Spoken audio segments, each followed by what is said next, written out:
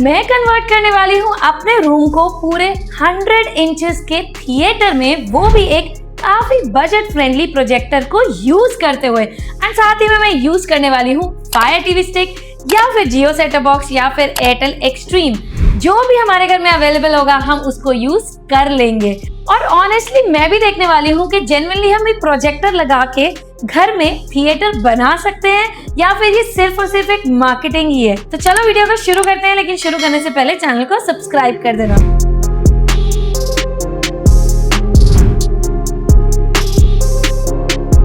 तो यहाँ पर है मेरे पास मायफिट स्पार्क की तरफ से आने वाला एक बजट फ्रेंडली प्रोजेक्टर, जिसका बॉक्स कुछ इस तरीके से दिखता है। बॉक्स तो काफी सॉलिड एंड अच्छा बनाया हुआ है। होपफुली प्रोडक्ट भी बहुत अच्छा होगा, क्योंकि आप इसके अंदर देख सकते हैं इसके बॉक्स पे सारी मेंशन है। ये एक 4K सपोर्टेड प्रोजेक्टर है, साथ ही में इसको 1080 फुल HD प्रोजेक्टर कहा गया है। अब आप सोच रहे होगे एक तरफ मैं 4K बोल रही हूँ, एक तरफ मैं 1080 फुल HD बोल रही हूँ।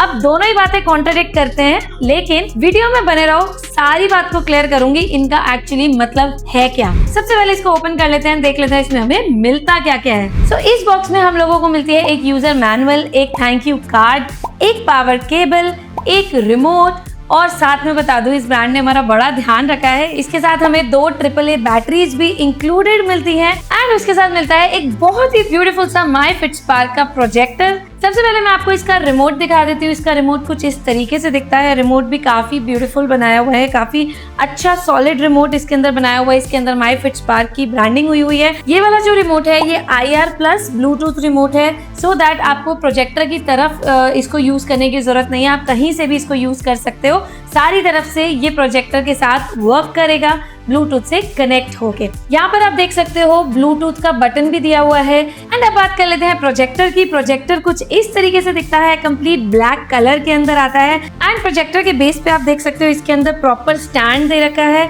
स्टैंड मतलब आप कहीं पे भी इसको रख कर यूज कर सकते हो, बिकॉज जनरली जब भी हम लोग कहीं पे भी प्रोजेक्टर यूज करते हैं तो बहुत बजट वाले जो प्रोजेक्टर्स होते हैं उसके नीचे या तो हम बुक्स लगा रहे होते हैं या कुछ सामान लगा रहे होते हैं जिससे हम इसको एडजस्ट करते हैं। पर इस ब्रांड की तरफ से हम लोगों को प्रॉपरली बेस मिला है।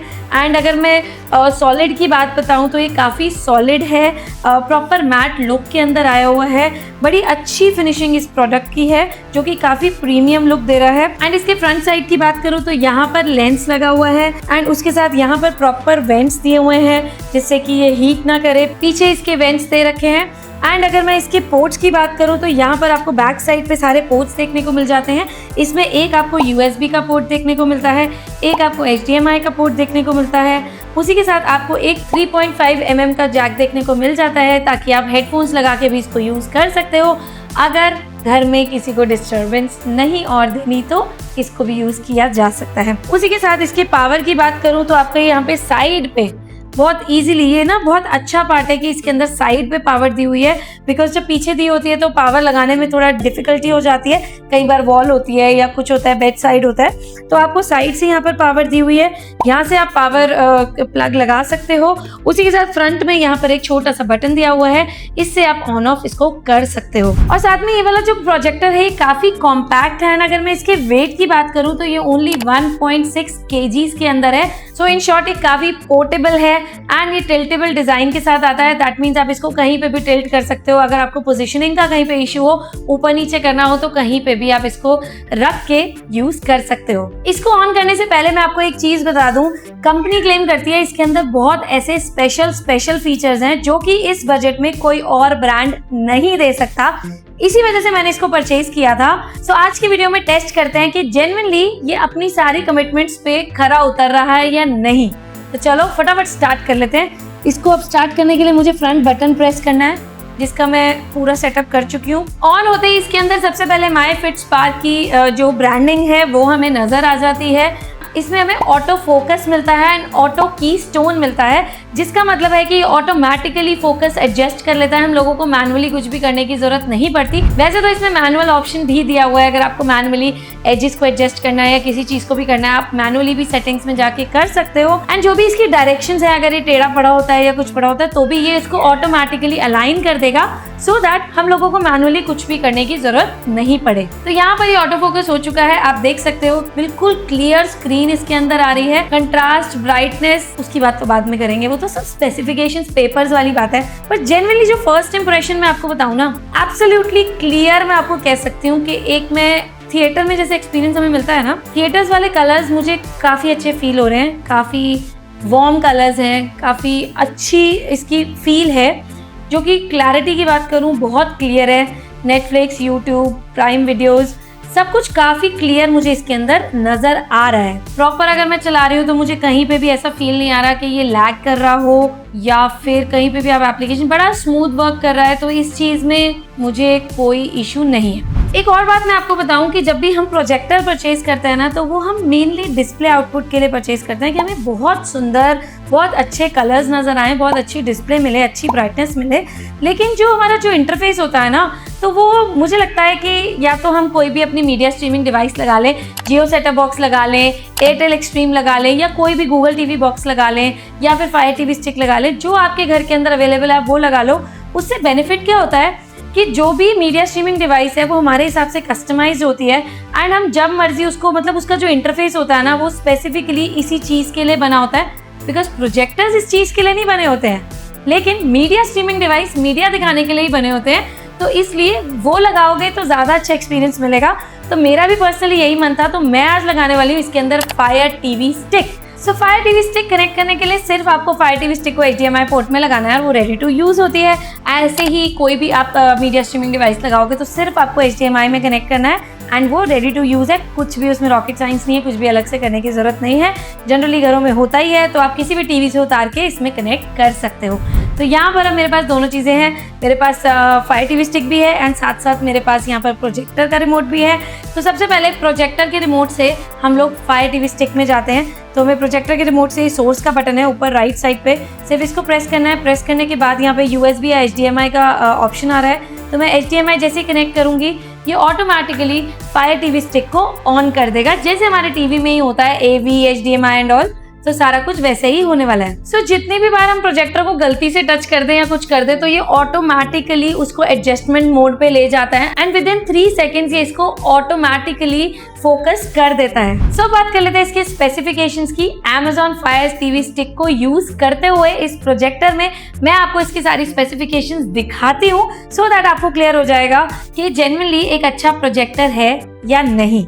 तो सबसे पहले बात कर लेते हैं, ब्रांड बोलता है कि ये एक नेटिव फुल HD प्रोजेक्टर है। इसका क्या मतलब होता है? फुल HD का मतलब तो यही होता है कि ये फुल HD में परफॉर्मेंस देगा। नेटिव फुल HD का मतलब है कि आपको फुल HD तो दिखेगा ही दिखेगा, पर यहाँ पर कंप्लीट फुल HD एक्सपीरियंस आपको मिलने वाला है। साथ ही में आपको 4K आउटपुट भी देखने को मिल जाएगा, जो कि जनरली बाकी प्रोजेक्टर्स के अंदर हमें नहीं मिलता। यहाँ पर ये HDMI EDID वर्जन के नाम से आ रहा है। इसको हमें 2.1 में ऑन करना है। जैसे ही हम 2.1 में ऑन करेंगे, ये कंप्लीट 4K आउटपुट दे देगा। लेकिन अगर मैं इसका रियलिटी में आपको एक फीडबैक दूं, तो ये टीवी वाला 4K एंड इस 4K में हमेशा से डिफरेंस रहेगा।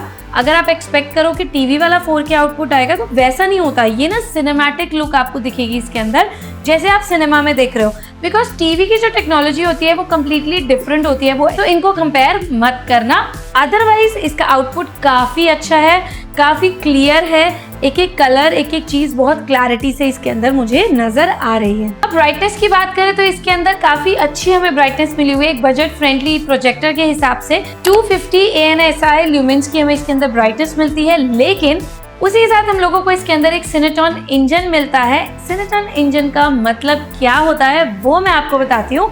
इसके अंदर हमें 3 पैरामीटर्स पे मैं आपको ये चीज बताती हूँ। एक तो इसका जो लेंस है वो काफी ट्रांसपेरेंट लगा हुआ है, जिसकी वजह से इसके अंदर मैक्सिमम लाइट पास थ्रू होती है एंड बहुत अच्छी रोशनी हमें मिलती है, जिसकी वजह से बहुत अच्छा डिस्प्ले हमें मिल जाता है। दूसरी चीज हम लोगों को इसके अंदर मिलती है वाइडर कलर गैमेट, जिसकी वजह से इसके अंदर हमें काफी अच्छे कलर्स देखने को मिल जाते हैं। काफी richer, more accurate colours reproduction इसके अंदर होती है, जो कि काफ़ी आपको सिनेमा लेवल तक का एक्सपीरियंस देखने को मिल जाएगा। तो अगर आप कभी भी मैच देख रहे हो या कभी भी आपको कोई मूवीज़ देखनी है तो आपको घर में भी ना वैसे वाला एक्सपीरियंस इसके अंदर देखने को मिल जाएगा, जो कि मैं अभी इसमें फील भी कर पा रही हूँ। बहुत अच्छा इसके अंदर जो कलर्स हैं वो मुझे दिख रहे हैं। और तीसरा, मोर एफिशिएंट इसके अंदर लाइट इंजन लगा हुआ है, जिसका मतलब है कि जो सोर्स लाइट का कन्वर्जन है वो काफी ज्यादा अच्छा है, जो हमारे वॉल तक या किसी भी कर्टन तक इसको जो पहुंचाते हैं, जिसकी वजह से अगेन वही हमें बहुत अच्छा डिस्प्ले देखने को मिल जाता है। तो ये इस प्रोजेक्टर की एक खासियत है, जो कि अगर हम कंपेयर करें अच्छे महंगे महंगे प्रोजेक्टर से, तो इसके अंदर हमें वो सारी चीजें देखने को मिल जाती हैं जो हमें एक महंगे प्रोजेक्टर में देखने को मिलती हैं। सो इन्हीं सारी चीजों से मैं कह सकती हूँ कि 250 जो ल्यूमेंस है वो ऑलमोस्ट 400 ल्यूमेंस तक हम लोगों को ये दिखाता है, जिसकी वजह से हमारा व्यूइंग एक्सपीरियंस बहुत ही ब्यूटीफुल हो जाता है। जितने भी बजट फ्रेंडली या लो रेंज के जो प्रोजेक्टर्स होते हैं ना, उनको आप जब भी देखोगे ना, वो आपको कहीं ना कहीं डार्क या डार्क स्पॉट्स के साथ ऐसे नजर आते हैं, या मतलब बिल्कुल ही अंधेरे में देखना पड़ता है तब जाके वो नजर आते हैं, आईज पे स्ट्रेन पड़ता है। पर इसके अंदर ऐसा बिल्कुल भी नहीं है। इसके अंदर आप जितनी भी देर इसको देख लोगे आपको बिल्कुल फील नहीं होगा जैसा कि हम एक मूवी देखने जाते हैं थिएटर के अंदर है, हमारी आईज पे उसमें कोई बहुत ज्यादा ऐसा कुछ स्ट्रेन वाली फील नहीं आती है ना, सेम वैसा ही यहाँ पर मैं फील कर रही हूँ कि बहुत ही नॉर्मली मैं इसको देख रही हूँ, जैसे कि अंदर अपने घर के अंदर अगर मैं टीवी देखती हूँ तो मुझे कोई ऐसा फील नहीं होता, आईज में कोई हैवीनेस सी नहीं लग रही है। तो ये चीज बहुत अच्छी है। एंड साथ में अगर मैं आपको बताऊं तो इसके अंदर आपको HDR10 का सपोर्ट भी देखने को मिल जाता है। एंड इसका एक बहुत अच्छा पार्ट बताऊं, इसके ऊपर माई फिट स्पार्क की ब्रांडिंग हुई है। ये तो चलो नॉर्मल है, सारे ब्रांड्स देते हैं, लेकिन इसमें लिखा है true colours 100% sealed optical engine. उसका मतलब ये है कि जो बेसिक प्रोजेक्टर्स होते हैं या एक बजट फ्रेंडली प्रोजेक्टर्स होते हैं ना, उनके अंदर ना इंजन सील्ड नहीं होता है। उसका मतलब होता है कि उसके अंदर एक फिल्टर लगा होता है जो हमें वीकली या हर थोड़े दिनों बाद उसको निकाल के क्लीन करना पड़ता है, बिकॉज उसमें डस्ट चली जाती है। लेकिन इसमें ऐसा नहीं है, इसमें कम्प्लीटली सील्ड है, कोई डस्ट नहीं जाएगी, जिसकी वजह से इसकी जो लाइफ है वो काफ़ी ज़्यादा बढ़ जाएगी। अदरवाइज इनके अंदर जो लेंस की क्वालिटी है वो कुछ टाइम के बाद कम हो जाती है, जो डिस्प्ले क्वालिटी है वो बहुत गंदी दिखने लग जाती है, उसमें स्पॉट्स दिखने लग जाते हैं। तो ये एक काफ़ी बड़ा एक पॉजिटिव पॉइंट है जो हमें इस प्रोजेक्टर के अंदर देखने को मिलता है, जिसकी वजह से हमें लॉन्ग टर्म सेम एक्सपीरियंस देखने को मिलेगा। जो आज दिख रहा है कुछ सालों बाद भी वैसा ही देखने को मिलेगा। उसके साथ इसका ऑपरेटिंग सिस्टम आपको Android 9 देखने को मिलता है, एंड इसके अंदर आपको Wi-Fi 6 भी देखने को मिलता है। साउंड की बात कर लेते हैं, जबकि प्रोजेक्टर्स साउंड के लिए नहीं बने होते, लेकिन फिर भी अगर मैं इस प्रोजेक्टर की बात करूं तो इसके अंदर हमें 3 वॉट्स के स्पीकर्स दे रखे हैं। एंड अगर मैं इसको दूसरे प्रोजेक्टर से कंपेयर करूं तो इसकी जो साउंड है वो काफ़ी डिसेंट है। मैंने अभी तक इसको अगर चला रही हूँ तो मैं इसको बिना किसी आउटपुट के चला रही हूँ, तो मुझे बहुत ही क्लियर इसके अंदर साउंड आ रही है। कोई भी मैं वेब सीरीज़ देख रही हूँ, मूवीज़ देख रही हूँ, तो एक बहुत ही क्लैरिटी से इसके अंदर मुझे साउंड देखने को मिल जाती है। जबकि जनरली प्रोजेक्टर्स के अंदर बेस ज़्यादा आ रहा होता है, या मतलब बहुत अजीब सी फटी फटी सी साउंड आती है, तो हमें एक्सटर्नल स्पीकर्स लगाने ही पड़ते हैं। लेकिन इसमें मैं आपको बता दूं, अगर आप या मैं कोई भी एक प्रोजेक्टर परचेज करता है अच्छे थिएटर इफेक्ट के लिए, तो ऑब्वियसली एक अच्छा स्पीकर की रिक्वायरमेंट पड़ती ही है। तो मेरी सजेशन यही है कि इसके स्पीकर पे आपको डिपेंडेंट नहीं रहना है। ये स्पीकर आपका तब है जब आपके पास आपको कोई शोर नहीं चाहिए या बहुत ही लो साउंड के अंदर सुनना है, तो आप इसको यूज कर सकते हो। अदरवाइज आप ऑलवेज इसको एक होम थिएटर के साथ, एक अच्छे साउंड बार के साथ, एक अच्छे ब्लूटूथ स्पीकर के साथ यूज करो, तो ही आपको एक अच्छा साउंड आउटपुट एक्सपीरियंस देखने को मिल जाएगा। ओवरऑल ये वाला जो प्रोजेक्टर है, मैं इसको डिस्प्ले के अंदर अच्छे मार्क्स दे सकती हूँ, बिकॉज ये काफ़ी अच्छा इसने मुझे आउटपुट दिया है। स्पीकर काफ़ी अच्छा है इसकी। बाकी मैं इसको डैशबोर्ड की बात करूँ, ओवरऑल इसकी स्पीड की बात करूँ वो भी काफ़ी अच्छी है।